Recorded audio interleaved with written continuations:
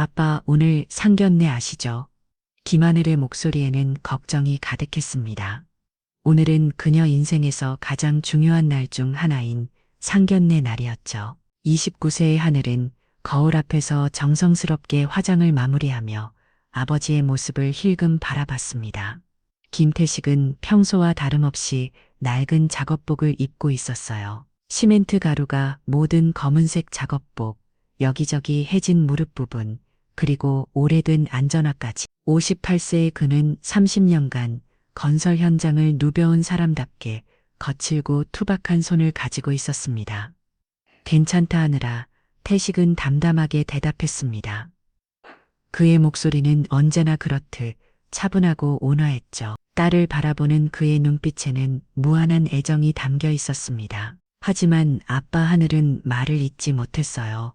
사실 그녀도 알고 있었습니다. 아버지가 얼마나 성실하고 훌륭한 사람인지를 하지만 오늘만큼은 조금 다르게 보였으면 했던 거죠. 이도윤과 사귄 지 2년이 되었습니다.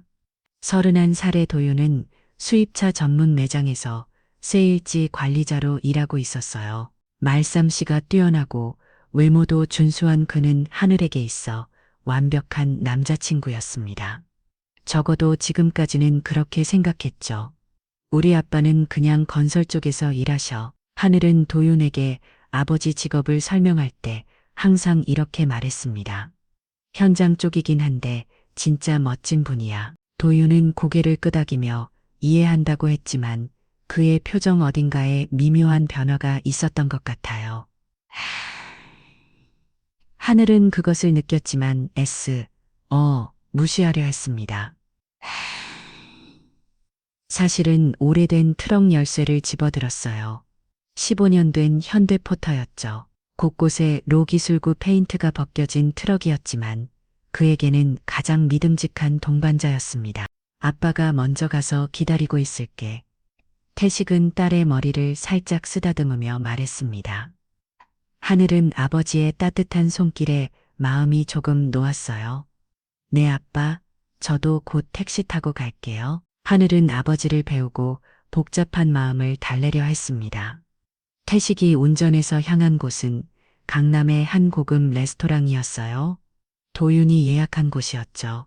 평소 가볼 일을 없는 그런 곳이었지만 딸의 중요한 날이니 어디든 상관없었습니다. 레스토랑 주차장에 도착한 태식은 주위를 둘러봤어요. 반짝거리는 수입차들 사이에서 자신의 트럭이 유독 눈에 띄었습니다. 하지만 그는 개의지 않았죠. 차에서 내린 그는 작업복 주머니에서 낡은 지갑을 꺼내 확인했습니다. 그때였어요. 주차장 입구로 검은색 벤츠 S클래스가 천천히 들어왔습니다. 차에서 내린 것은 도윤의 부모님이었죠. 이창식과 윤경자 부부는 머리끝부터 발끝까지 완벽하게 차려입고 있었습니다. 60대 후반의 창식은 맞춤 정장에 명품 시기를 차고 있었고 50대 후반의 경자는 화려한 한복에 진주 목걸이를 걸고 있었어요. 태식은 그들을 보며 잠시 멈춰섰습니다. 자신의 모습과 너무나 대조적이었죠. 하지만 그는 당당하게 걸음을 옮겼습니다. 레스토랑 입구에서 만난 순간 공기가 얼어붙었어요. 창식과 경자는 태식을 위아래로 훑어보며 서로 눈빛을 주고받았습니다. 안녕하세요, 김태식입니다. 태식은 정중하게 인사했습니다. 하지만 돌아온 것은 차갑고 어색한 시선뿐이었죠. 아, 네, 안녕하세요. 창식은 어색하게 대답했지만 그의 표정에는 당황과 실망이 역력했습니다. 경자는 아예 시선을 돌려버렸어요. 이때 하늘과 도윤이 함께 도착했습니다. 택시에서 내린 하늘은 아버지와 도윤의 부모님이 마주하고 있는 모습을 보고 가슴이 콩 내려앉았어요. 어머니, 아버지 안녕하세요. 하늘은 밝게 인사했지만 분위기는 이미 싼을 해줘 있었습니다. 어서 들어가시죠. 도윤이 어색함을 무마하려 했지만 그의 목소리에도 긴장이 묻어났어요. 상견례는 이렇게 시작되었습니다. 아무도 예상하지 못했던 방식으로 말이죠. 레스토랑 안으로 들어서자 상황은 더욱 악화되었습니다. 고급스러운 인테리어와 은은한 조명, 그리고 클래식 음악이 흘러나오는 분위기 속에서 택시계 작업복은 더욱 도드라져 보였어요. 웨이터가 다가와 자리로 안내했습니다. 원형 테이블에 앉게 된 6명의 분위기는 그야말로 얼음장이었죠. 뭘 들을까요? 도윤이 어색한 침묵을 깨뜨리려 했지만 창식과 경자의 표정은 여전히 굳어 있었습니다. 저희는 평소에 즐겨 드시는 걸로 주문하시죠. 책에 정중하게 말했지만 경자는 코웃음을 쳤어요. 이게 지금 예비 신부 아버지 복장인가요? 경자의 날카로운 목소리가 테이블 위로 떨어졌습니다. 하늘의 얼굴이 순식간에 창백해졌어요. 어머니 하늘이 조심스럽게 말을 꺼냈지만 경자는 멈추지 않았습니다. 아니, 우리가 이런 자리에 나와서 뭘 하고 있는 건지 모르겠네요. 창식도 동조했어요. 격이 안 맞는 분인 것 같은데요. 우리 도윤이가 너무 성급했나 봅니다. 태식은 묵묵히 그들의 말을 들었습니다. 주먹을 꽉 쥐었지만 표정은 변하지 않았죠. 하지만 하늘은 견딜 수 없었어요. 죄송합니다. 저희 아버지가 현장에서 바로 오시느라 하늘의 눈에 눈물이 맺혔습니다. 그녀는 아버지를 보호하려 했지만 상황은 더욱 나빠졌어요. 현장에서 바로 오신다고 해서 이런 복장으로 오시는 건 아니잖아요. 경자의 목소리는 점점 날카로워졌습니다. 다른 사람들도 다 보고 있는데 우리 체면이 말이 됩니까? 실제로 주변 테이블의 사람들이 힐끔히 끊어 바라보고 있었어요. 고급 레스토랑에서 작업복을 입은 사람을 보는 것은 흔한 일이 아니었으니까요. 도윤은 난처한 표정으로 하늘을 바라봤습니다. 그리고 태식에게 말했어요. 아버님, 앞으로 이런 자리에는 정장 좀 입으시면 안 될까요? 그의 말투에는 비아냥이 섞여 있었습니다. 하늘은 도윤을 믿을 수 없다는 표정으로 바라봤어요. 태식은 천천히 고개를 들어 도윤을 바라봤습니다. 그의 눈빛에는 실망이 담겨 있었죠. 그렇게 생각하시는군요. 태식의 목소리는 여전히 차분했지만 그 속에는 깊은 슬픔이 배어 있었습니다. 창식과 경자는 서로를 바라보더니 동시에 자리에서 일어났어요. 우리는 이만 가보겠습니다. 창식이 딱딱하게 말했습니다. 애들끼리 더 이야기해 보세요. 우리는 동의할 수 없네요. 경자도 가방을 들고 일어졌어요. 어머니, 아버지, 도윤이 당황해서 불렀지만 그들은 이미 마음을 정한 듯 보였습니다. 도윤아, 내가 알아서 해. 우리는 이런 집안과는 인연을 맺을 수 없어. 경자의 마지막 말이 레스토랑 안에 울려 퍼졌습니다. 주변 사람들의 시선이 모두 이쪽으로 향했어요. 그들이 나간 후 테이블에는 무거운 침묵이 흘렀습니다. 하늘은 고개를 숙인 채 눈물을 흘리고 있었고 도윤은 어쩔 줄 몰라 하며 손가락을 만지작거렸어요. 하늘아, 태식에 조용히 딸을 불렀습니다. 아빠가 미안하다. 하늘은 고개를 저었어요. 아니에요, 아빠. 아빠 잘못이 아니에요. 하지만 그녀의 목소리는 떨리고 있었습니다. 도윤은 민망한 표정으로 중얼거렸어요. 저도 어쩔 수 없네요. 부모님이 너무 화가 나셨으니까 그의 말에는 변명이 가득했습니다. 태식은 도윤을 똑바로 바라봤어요. 그렇다면 어쩔 수 없죠. 태식이 자리에서 일어섰습니다. 하늘아, 집에 가자. 하늘은 아버지의 손을 잡고 일어섰어요. 그녀의 마음은 갈기갈기 찢어져 있었습니다. 레스토랑을 나와 주차장으로 향하는 길, 하늘은 아버지에게 매달렸어요. 아빠 정말 죄송해요. 제가 미리 말씀드렸어야 했는데. 아니다, 하늘아. 태식은 딸의 어깨를 감싸며 말했습니다. 내 잘못이 아니야. 사람은 누구나 자신이 원하는 대로 살 권리가 있어. 트럭 문을 열어주며 태식은 딸을 바라봤어요. 내가 원하면 난 참을 수 있다. 하늘은 아버지의 말에 더욱 울음을 터뜨렸습니다. 그녀는 아버지가 얼마나 상처받았을지 알고 있었거든요. 돌아가는 트럭 안에서 태식은 창밖을 바라봤어요. 그의 표정은 담담했지만 그의 마음속에는 복잡한 감정들이 교차하고 있었습니다. 딸의 행복을 위해서라면 무엇이든 참을 수 있다고 생각했지만 오늘 일은 생각보다 마음에 깊은 상처를 남겼어요. 하지만 그는 아직 아무것도 하지 않았습니다. 딸이 진정으로 원하는 것이 무엇인지 지켜보고 싶었거든요. 트럭은 조용히 집으로 향했고 부녀는 각자의 생각에 잠겨 있었습니다. 이날의 상견례는 그렇게 최악의 결과로 끝났어요. 상견례가 끝내지 4월이 지났습니다. 하늘은 그동안 도인에게서 아무런 연락을 받지 못했어요. 평소라면 하루에도 몇 번씩 문자를 주고받던 사이였는데 갑작스러운 침묵이 그녀를 불안하게 만들었습니다.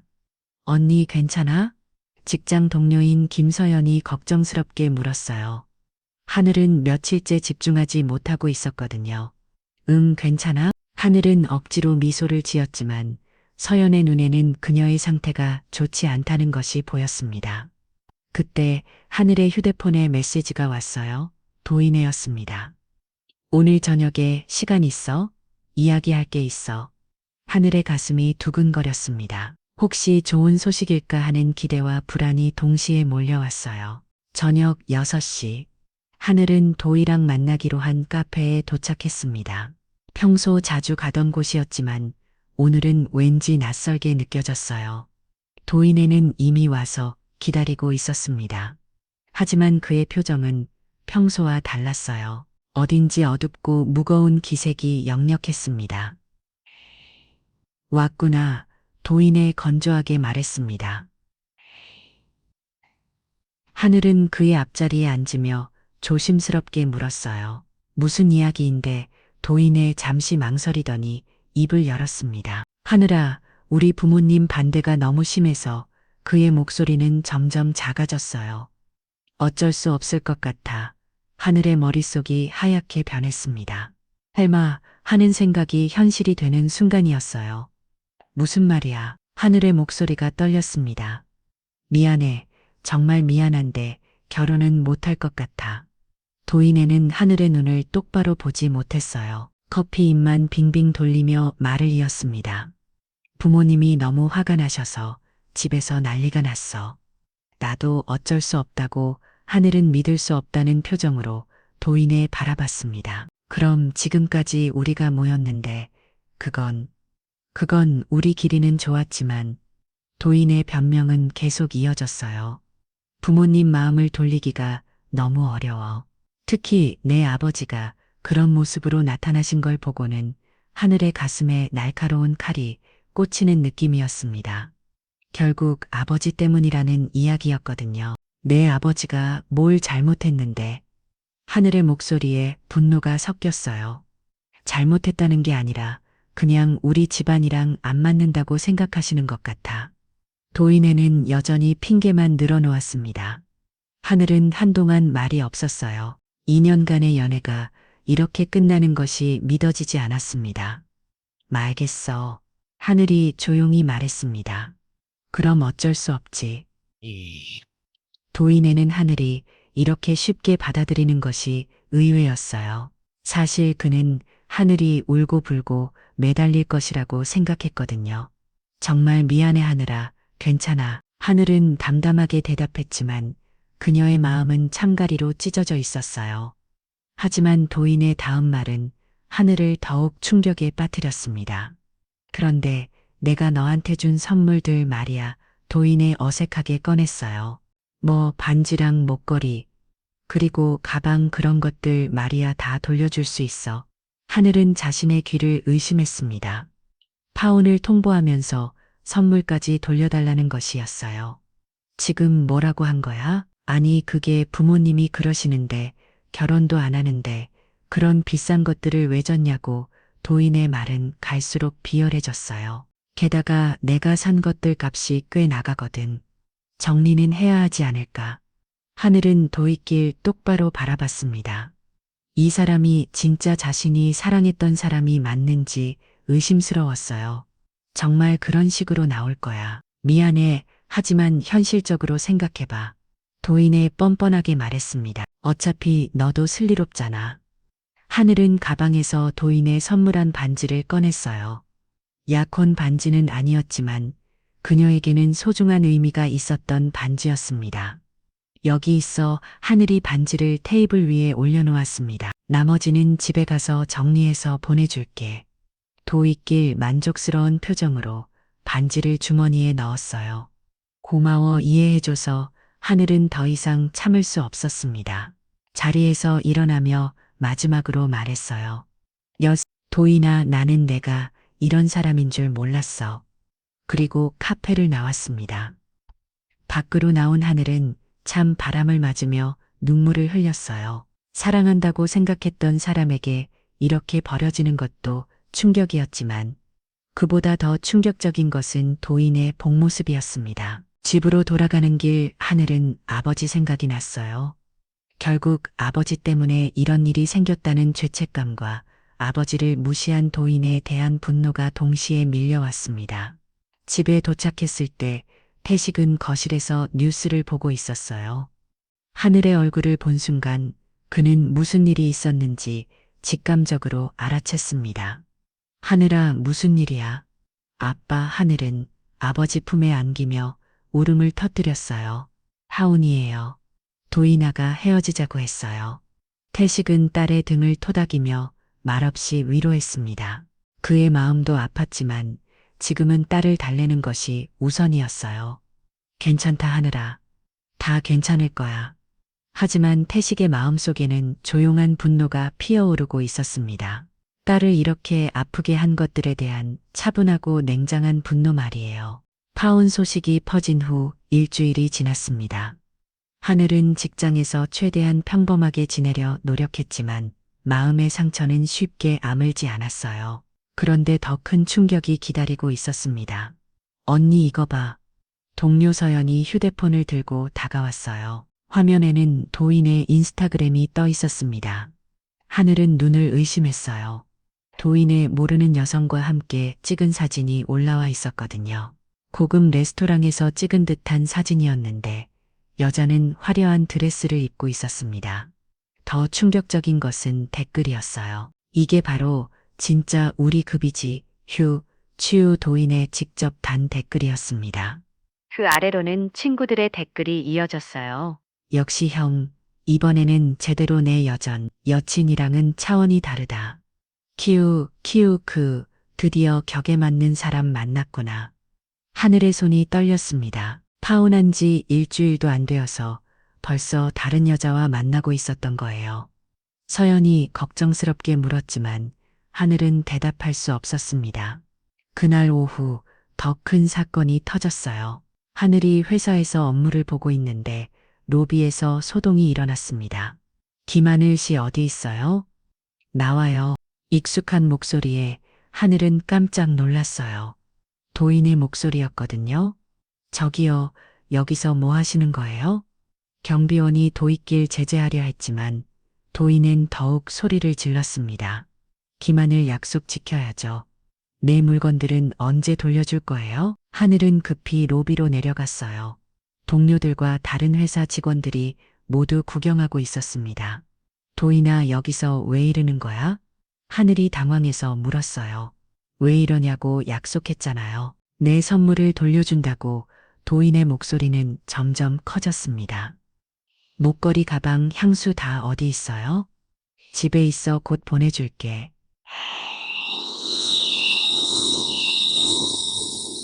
혼.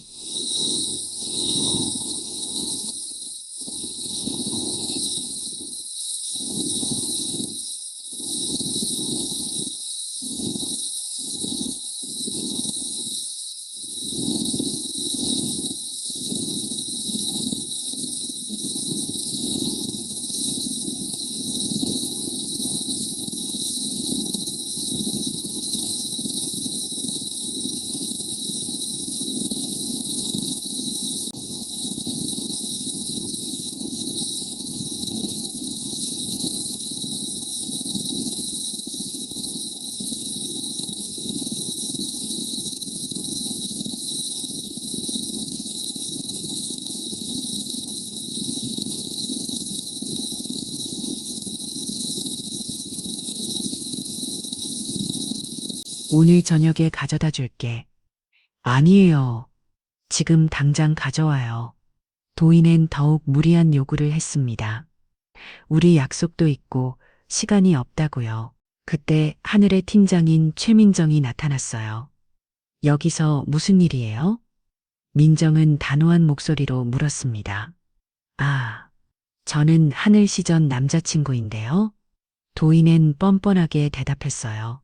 제 물건 좀 돌려받으러 왔어요. 회사에서 이런 개인적인 일로 소동을 피우시면 안 되죠. 민정의 말에 도인은 오일이 화를 냈어요. 개인적인 일이 아니에요? 정당한 권리라고요.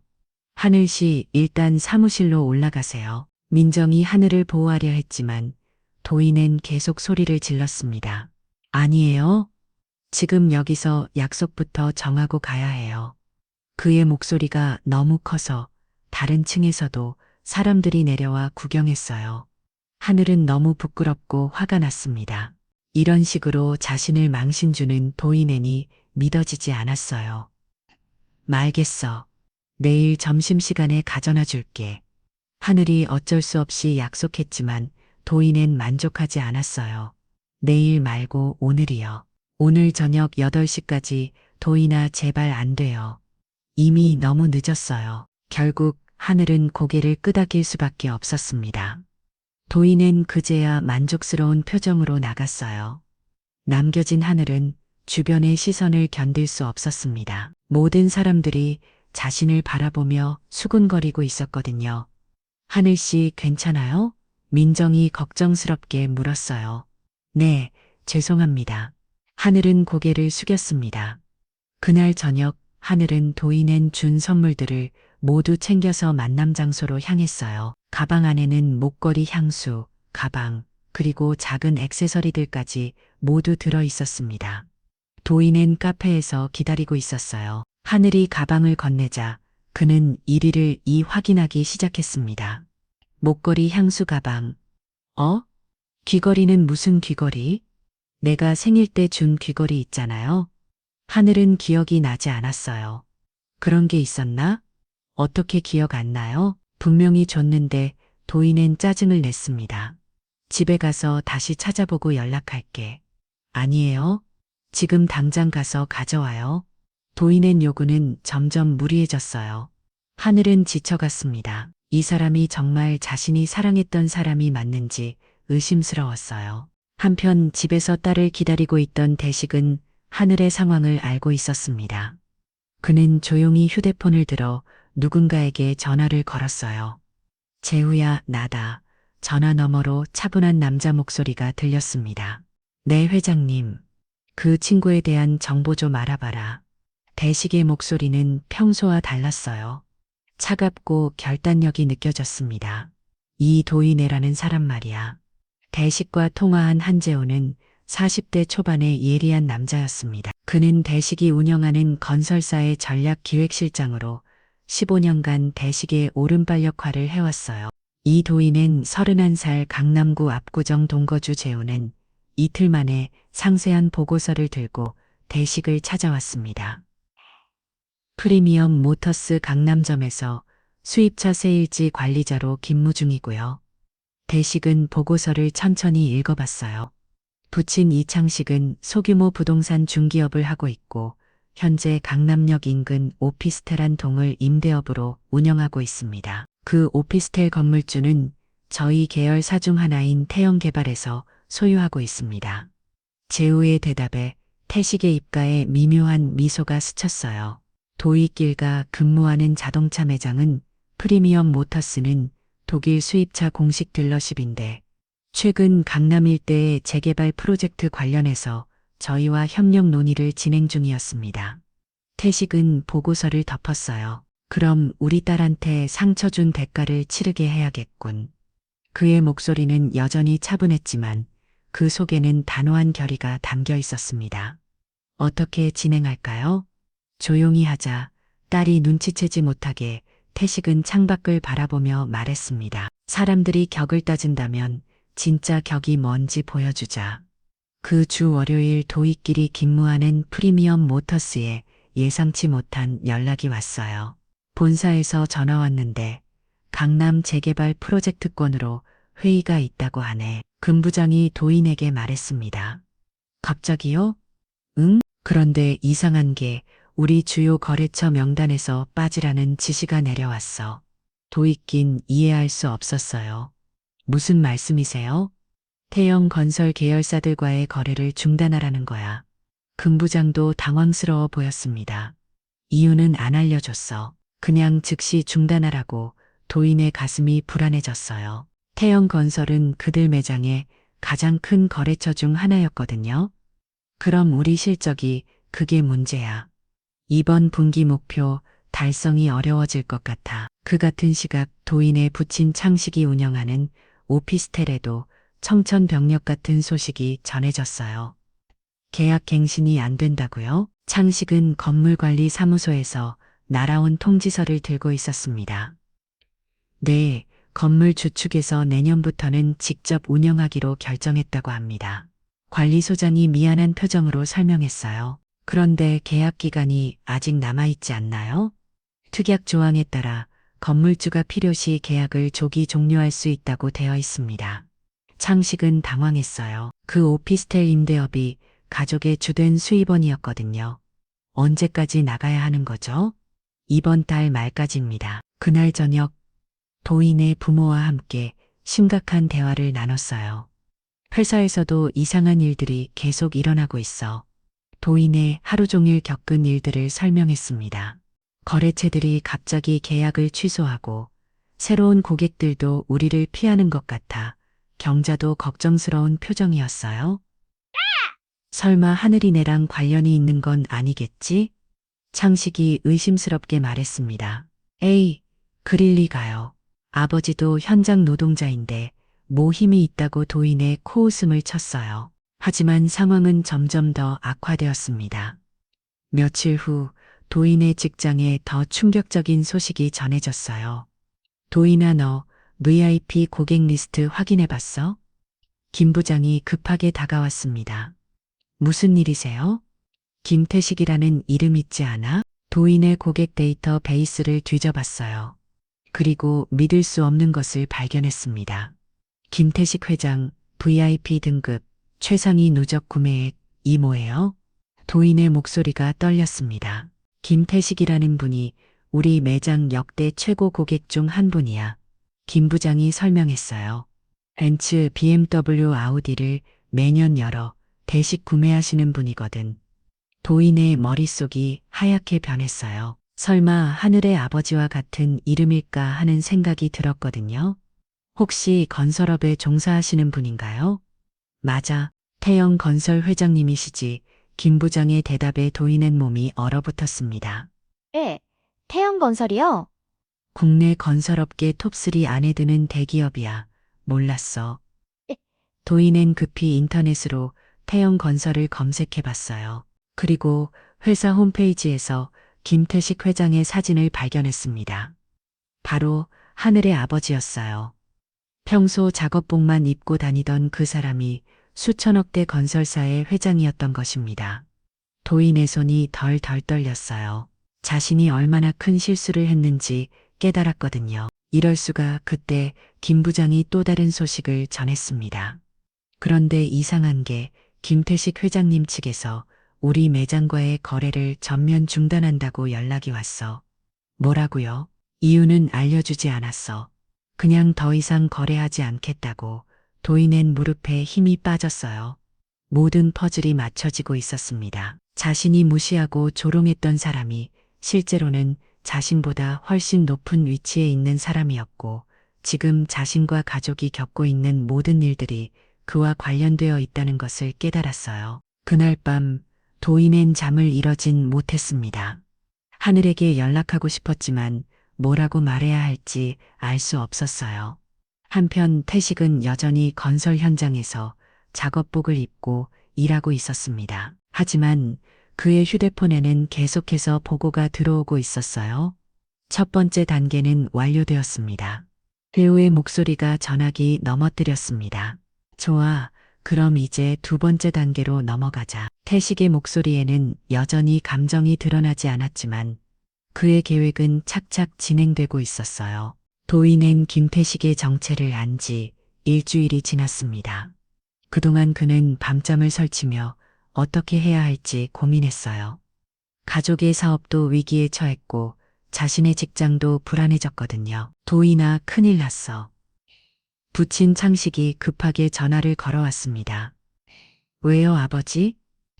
은행에서 연락이 왔는데 대출 만기가 되면 연장이 어렵다고 해. 창식의 목소리에는 패닉이 섞여 있었어요. 오피스텔 임대업 중단되면서 소득이 줄었다고 신용 등급도 떨어졌다는 거야. 도인의 머리가 팅겼습니다. 모든 것이 동시에 무너져 내리고 있었어요. 얼마나 필요한데요? 사모, 많이 최소한 2억은 있어야 해. 창식의 한숨이 깊었습니다. 그날 오후 도인엔 직장에서도 더 나쁜 소식이 전해졌어요. 도인엔 잠깐 사무실로 와봐요. 김 부장이 심각한 표정으로 불렀습니다. 사무실에는 본사에서 온 임원들이 앉아 있었어요. 도인엔 최근 실적이 많이 떨어졌네요. 임원 중 한 명이 서리를 보며 말했습니다. 주요 거래처들과의 계약도 취소되고 그건 제 잘못이 아닙니다. 도인은 급하게 변명했어요. 갑자기 거래처에서 일방적으로 이유가 모든 결과는 같죠. 임원의 말은 차가웠습니다. 회사 입장에서는 실적으로만 평가할 수밖에 없어요. 도인은 설마 하는 마음이 들었어요. 설마 죄송하지만 이번 달 말로 계약 종료입니다. 결국 해고 통보였습니다. 다시 한번 기회를 주세요. 도인은 무릎을 꿇을 듯한 자세로 애원했지만 이미 결정된 일이었어요. 그날 저녁 도인은 절망적인 마음으로 집에 돌아왔습니다. 부모님께 해고 소식을 전하는 것도 두려웠어요. 도인아, 어떡하지? 경자가 눈물을 흘리며 말했습니다. 이러다가 집까지 잃는 거 아니야? 창식도 머리를 감싸주었어요. 은행 대출도 문제고 오피스텔 수입도 끊겼는데 도인은 더 이상 참을 수 없었습니다. 모든 것이 김태식과 관련되어 있다는 확실히 들었거든요. 하늘이한테 연락해봐야겠어. 도인아, 중얼거렸습니다. 뭐라고 하늘이, 아버지가 그분이 태영건설 회장님이야. 도인의 말에 부모는 믿을 수 없다는 표정을 지었어요. 뭔 소리야, 정말이에요. 제가 확인해봤어요. 도인아 급하게 설명했습니다. 그럼 지금 우리가 당하고 있는 일들이 창식의 얼굴이 창백해졌어요. 우리가 그분을 무시해서 그런 거구나. 경자도 뒤늦게 상황을 깨달았습니다. 어떡하지? 어떻게? 다음 날 도인은 하늘의 직장 앞에서 기다렸어요. 퇴근 시간이 되자 하늘이 나왔습니다. 하늘아, 도인아 급하게 달려갔지만 하늘은 그를 보자 얼굴을 찌푸렸어요. 왜 또 여기 왔어? 하늘아, 정말 중요한 이야기가 있어. 도인의 목소리는 간절했습니다. 우리 다시 만날 수 없을까? 하늘은 황당하다는 표정을 지었어요. 갑자기 무슨 소리야? 내가 잘못했어. 정말 잘못했다고. 도인아 하늘의 손을 잡으려 했지만 하늘은 뿌리쳤어요. 노아 제발 한 번만 기회를 줘. 내 아버지께도 사과드릴게요. 도인의 말에 하늘은 의아해했습니다. 갑자기 왜 이래? 일주일 전에는 격이 안 맞는다고 했잖아. 그때는 내가 어렸어. 진짜 사랑이 뭔지 몰랐던 거야. 우리 다시 시작하자. 하늘은 도익길 찬찬히 바라봤습니다. 그의 절박함 뒤에 숨겨진 다른 의도를 느꼈어요. 혹시 우리 아버지가 누군지 알게 된 거야? 도인의 표정이 순간 경직되었습니다. 아니면 왜 갑자기 이러는데 하늘의 날카로운 질문에 도인은 당황했어요. 그런 게 아니라 정말 그런 게 아니야? 하늘이 한 걸음 다가셨습니다. 우리 아버지가 태영건설 회장이라는 걸 알고 온 거지. 도인은 더 이상 숨길 수 없었어요. 하늘아 역시 그렇구나. 하늘의 목소리에는 실망이 가득했습니다. 사람이 이렇게 변할 수가 있어? 하늘아 들어봐. 우리 가족이 지금 정말 어려운 상황이야. 도익길 무릎을 꿇었어요. 내 아버지가 우리를 이렇게 만드신 것 같아. 하늘은 믿을 수 없다는 표정을 지었습니다. 우리 아버지 사업도 망하고 나도 직장에서 잘렸어. 도인의 목소리는 점점 커졌어요. 이게 다 내 아버지 때문이야. 주변 사람들이 쳐다보기 시작했습니다. 제발 내가 아버지한테 말해줘. 우리 용서해 달라고. 하늘은 도익길 바라보며 차가운 미소를 지었어요. 지금 나한테 빌고 있는 거야? 응, 빌고 있어. 제발 도와줘. 도인아. 일주일 전에 너는 내가 무릎 꿇고 매달려도 듣지 않았어. 도인의 얼굴이 파랗게 질렸어요. 그때와 지금이 뭐가 다른데. 내가 말했잖아. 격이 안 맞는다고. 하늘이 돌아서려는 순간 도익길 다시 매달렸어요. 제발 정말 제발. 하지만 하늘은 뒤도 돌아보지 않고 걸어갔습니다. 그날 밤 하늘은 아버지와 마주 앉았어요. 아빠 도일이가 우리 집에 대해 알았나 봐요. 해식은 조용히 고개를 끄덕였습니다. 그럴 줄 알았다. 아빠가 뭔가 하신 거예요? 하늘이 조심스럽게 물었어요. 태식은 잠시 망설이더니 입을 열었습니다. 딸을 올린 대가는 치러야지. 그의 목소리는 담담했지만 그 속에는 확고한 신념이 담겨 있었어요. 도인의 상황은 날이 갈수록 더욱 악화되었습니다. 해고된 지 2주가 지났지만 새로운 일자리를 찾는 것은 쉽지 않았어요. 이상하게도 어느 회사에 지원해도 면접에서 떨어졌거든요. 도인아 은행에서 또 연락 왔어. 창식이 초췌한 얼굴로 말했습니다. 이번 주 안에 대출금을 정리하지 못하면 집을 경매에 넘긴다고 해. 가족의 재정 상황은 파탄 직전이었어요. 오피스텔 임대업도 중단되고 도인의 수입도 끊어진 상태였거든요. 아들아, 정말 방법이 없을까? 경자가 눈물을 글썽이며 물었습니다. 도인은 더 이상 참을 수 없었어요. 모든 것을 잃기 전에 마지막으로 해볼 수 있는 일이 있었습니다.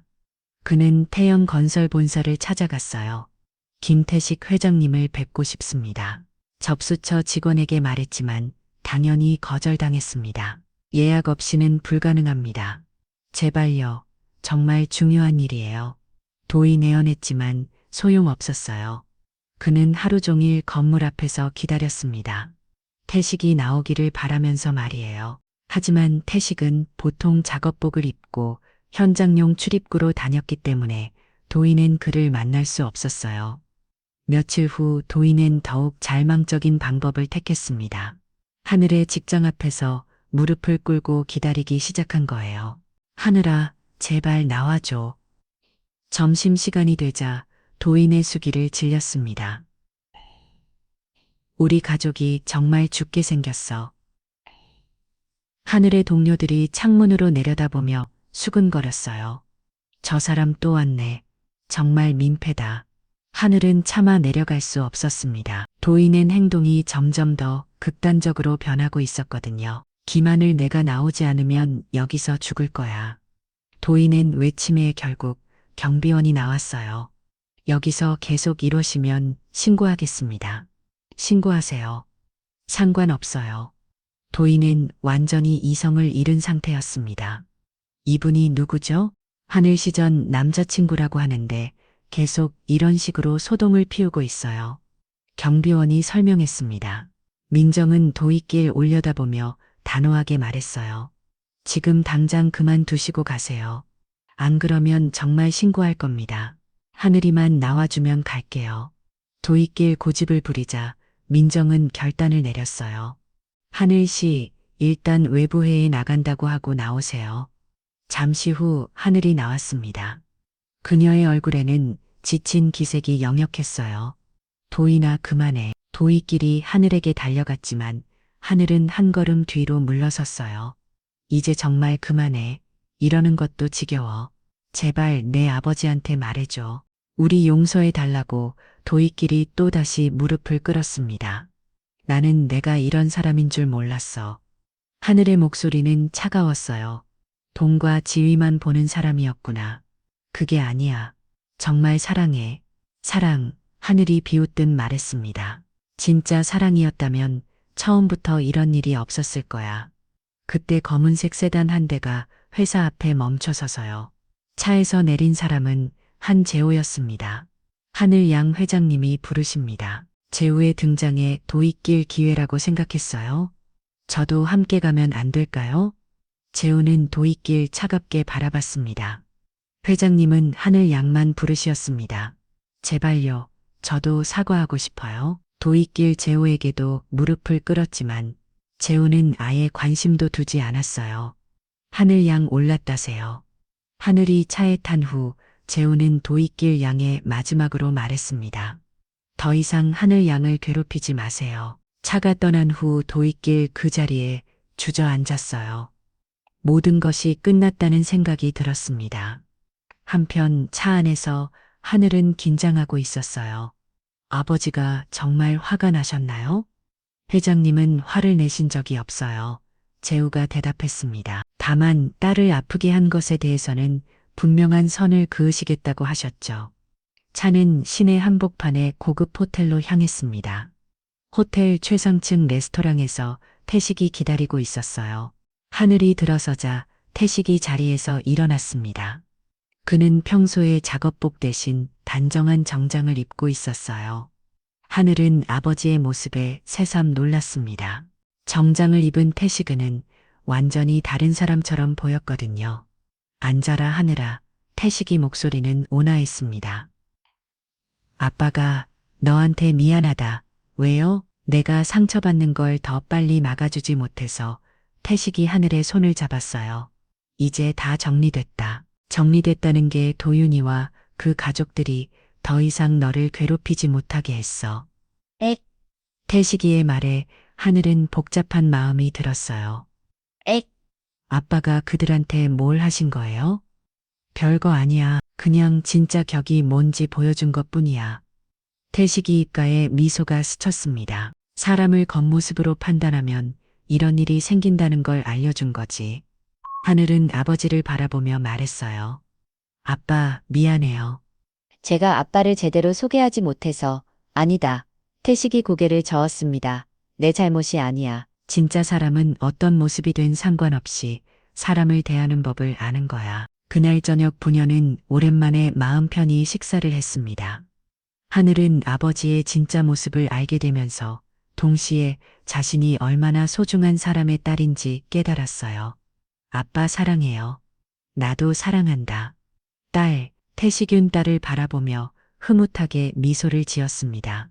그로부터 한 달이 지났습니다. 하늘은 더 좋은 조건의 IT 회사로 이직에 성공했어요. 새로운 직장에서 그녀는 더욱 밝고 자신감 있는 모습으로 일하고 있었습니다. 하늘 씨, 오늘도 일찍 가세요. 새로운 팀장이 따뜻하게 말했습니다. 이곳은 이전 직장과 달리 직원들을 배려하는 문화가 있었어요. 감사합니다. 내일 보겠습니다. 하늘은 밝게 인사하고 회사를 나왔습니다. 그런데 회사 앞에서 예상치 못한 사람을 만났어요. 도윤이었습니다. 하지만 한 달 전에 그와는 완전히 달랐어요. 초취하고 말랐으며 옷차림도 많이 허술했습니다. 도윤이 조심스럽게 다가왔어요. 또 뭐야? 하늘의 목소리는 차가웠습니다. 마지막으로 한 번만 정말 마지막으로 이야기하고 싶어. 도윤의 목소리에는 이전의 오만함이 사라져 있었어요. 할 말 없어. 하늘이 돌아서려 했지만 도윤이 간절하게 말했습니다. 나 이제 정말 아무것도 없어. 하늘은 발걸음을 멈췄어요. 집도 경매로 넘어갔고 부모님도 병이 나셨어. 그런데 그게 내 잘못이야? 하늘이 돌아서면 물었어요. 아니야, 내 잘못이야. 도윤이 고개를 숙였습니다. 내가 너무 어리석었어. 정말 중요한 게 뭔지 몰랐던 거야. 하늘은 도윤을 바라봤습니다. 그의 모습에서 진심 어린 후회가 느껴졌어요. 지금 와서 후회해도 늦어. 알고 있어. 나는 용서받을 자격도 없다는 거. 도윤이 눈물을 흘렸습니다. 그냥 너한테 진짜 미안하다고 말하고 싶었어. 하늘은 잠시 망설였습니다. 응? 나는 한 번도 급을 따져본 적이 없어. 하늘의 목소리는 담담했습니다. 넌 그걸 몰랐을 뿐이야. 도윤은 하늘의 말에 더욱 고개를 숙였어요. 이제 정말 그만해. 각자 자기 길을 가자. 하늘이 마지막으로 말하고 걸어갔습니다. 도윤은 그 자리에 서서 하늘의 뒷모습을 바라봤어요. 자신이 놓친 것이 얼마나 소중한 것이었는지 이제야 깨달았지만 이미 너무 늦었습니다. 그날 저녁 하늘은 아버지와 함께 저녁 식사를 했어요. 아빠 오늘 도윤이를 만났어요. 그래, 태식은 담담하게 반응했습니다. 많이 초라해져 있더라고요. 그럴 거야. 태식이 조용히 대답했어요. 아빠는 후회 안 해요. 하늘이 조심스럽게 물었습니다. 후회 너무 심하게 하신 건 아닌가 해서 태식은 잠시 생각하더니 입을 열었습니다. 하늘아, 아빠가 그들에게 한 건 특별한 게 아니야. 그냥 평소에 그들이 다른 사람들에게 했던 방식으로 대한 것 뿐이야. 태식의 말에 하늘은 고개를 끄덕였어요. 사람을 외모나 겉모습으로 판단하고 무시하고 차별하는 것. 그들이 평생 해온 일이지. 그렇죠. 다만 이번에는 그들이 당하는 입장이 된 것뿐이야. 태식은 딸을 바라보며 말했습니다. 진짜 교육은 이런 거야. 자신이 한 행동의 결과를 직접 경험해 보는 것. 며칠 후 한 기자가 태식을 찾아왔어요. 최근 일어난 일들에 대해 인터뷰를 요청한 것이 왔습니다. 회장님 어떻게 그렇게 참으셨나요? 기자가 물었습니다. 딸이 우는 건 참을 수 없지만 딸이 울지 않게 만드는 방법은 시간을 주는 거지. 태식의 대답은 간결했습니다. 시간을 주면 사람의 본 모습이 드러나거든. 그럼 처음부터 알고 계셨던 건가요? 어느 정도는. 하지만 딸이 직접 깨달아야 의미가 있어. 부모가 할 수 있는 건 딸을 보호하는 것까지야. 선택은 딸이 하는 거지. 한 달 후 하늘은 새로운 사람을 만나기 시작했어요. 같은 회사에서 일하는 개발자였는데 겉모습보다는 내면을 중시하는 사람이었습니다. 아빠 소개해드리고 싶은 사람이 있어요. 하늘이 수줍게 말했습니다. 그래, 어떤 사람인데 진짜 좋은 사람이에요. 아빠가 좋아하실 것 같아요. 태식은 딸의 밝은 표정을 보며 미소를 지었습니다.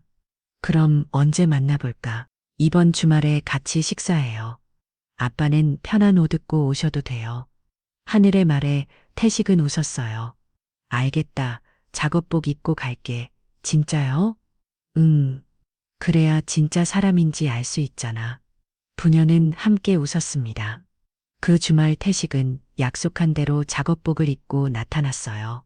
하늘의 새로운 남자친구는 전혀 개의치 않았습니다.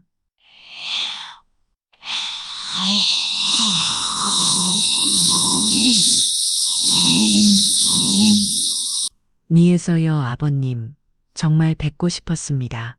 젊은 남자는 정중하게 인사했어요. 식사 자리에서 젊은 남자는 태식의 직업에 대해 진지하게 질문했어요.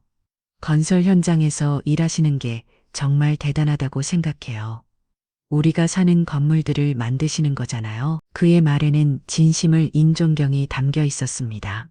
태식은 이 사람이라면 딸을 맡겨도 될 것 같다는 생각이 들었어요. 몇 개월 후 하늘은 아버지와 함께 작업복을 입고 트럭에 탔습니다. 아빠, 오늘은 내가 운전해 볼래요. 그래 조심해서 해라. 태식은 딸에게 운전대를 맡겼어요. 트럭을 운전하며 하늘은 말했습니다. 아빠, 제가 정말 자랑스러워요. 왜? 아빠가 저한테 가르쳐 주신 게 많아요. 하늘의 목소리에는 진심이 담겨 있었어요. 사람을 겉모습으로 판단하면 안 된다는 것. 진짜 중요한 건 마음이라는 것. 태식은 딸을 바라보며 뿌듯해했습니다. 그리고 무엇보다 어떤 상황에서도 품위를 잃지 않는 법을 배웠습니다. 부녀는 웃으며 함께 길을 떠났습니다. 트럭 라디오에서는 잔잔한 음악이 흘러나왔고 창밖으로는 아름다운 풍경이 펼쳐져 있었어요. 사람을 겉모습으로 판단하는 순간 인생의 중요한 진실 하나를 놓치게 됩니다. 진정한 가치는 화려한 옷이나 비싼 차에 있는 것이 아니라 그 사람의 마음과 행동에 있는 것이죠. 김태식과 하늘 부녀는 그 진리를 몸소 보여주었습니다. 겸손하지만 당당하게 소탈하지만 품위 있게 살아가는 모습으로 말입니다. 진짜 격이란 무엇인지, 진정한 사랑이 무엇인지 꽤 다른 하늘은 이제 더욱 행복한 삶을 살아갈 수 있게 되었어요. 그리고 태식은 여전히 건설 현장에서 작업복을 입고 일하고 있지만 사람들의 존경을 받으며 살아가고 있습니다. 때로는 가장 소중한 것들이 가장 평범한 모습으로 우리 곁에 있는 법이니까요.